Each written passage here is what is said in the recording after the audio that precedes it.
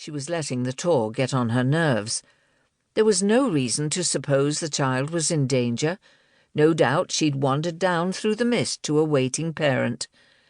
Libby marched on up the hill as fast as her wobbly legs allowed, determined to shake off her unease. She'd been reading too many stories of Glastonbury and King Arthur's ghost. She turned the final corner of the zigzag path in record time, with no further stops. Such a feat would normally fill her with pride. But today, Libby was too worried about Bear. She covered the remaining few yards at a run and stepped into the cool, dark, deserted interior of St. Michael's Tower. Crossing the flagstones in 3 quick strides, she was back in daylight. Bear lay on the grass, ears flat, tail twitching. "There you are." The dog's tail flickered as he staggered to his feet. "What's wrong?" His head hung low, the fur of his neck standing out in a prickly ruff. Libby knelt by Bear's side and slipped her arms round his chest. "Are you hurt?" She ran gentle fingers over the animal's body, searching for lumps and bumps, finding none. She lifted the coarse top layer of hair and inspected the soft inner coat for blood, but there was no injury to be seen. She scrambled to her feet and, hands on hips, gazed over the mist that hid the nearby fields and woods, to a range of distant hills, shimmering blue in the sunshine. A stiff breeze sent her to seek shelter on the other side of the tower, where she sank on to the grass, back propped against the ancient stones, and drew both knees up to her chest. Her gaze swept in an arc, searching for signs of company. No one appeared, but at least she had Bear as a companion.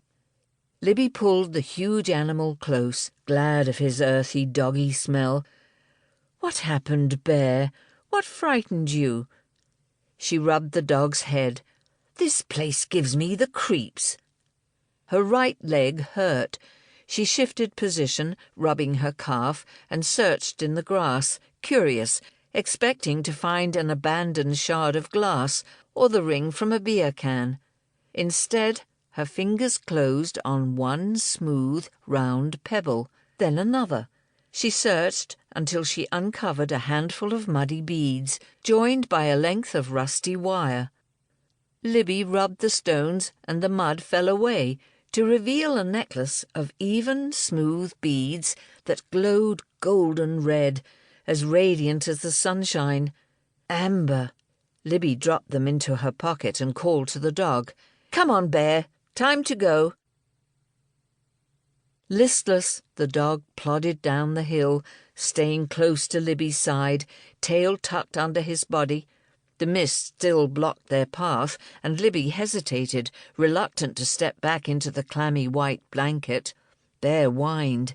"You don't like it either, do you? I wish we could find another way down." Unless they intended to stay on the tour until every last trace of murk had dispersed, she'd have to face it. "Take a deep breath, Bear, and follow me." She pulled her jacket tight. "Right, here we go." This time she took only 6 steps before bursting out into the June sunshine, laughing, relieved beyond common sense.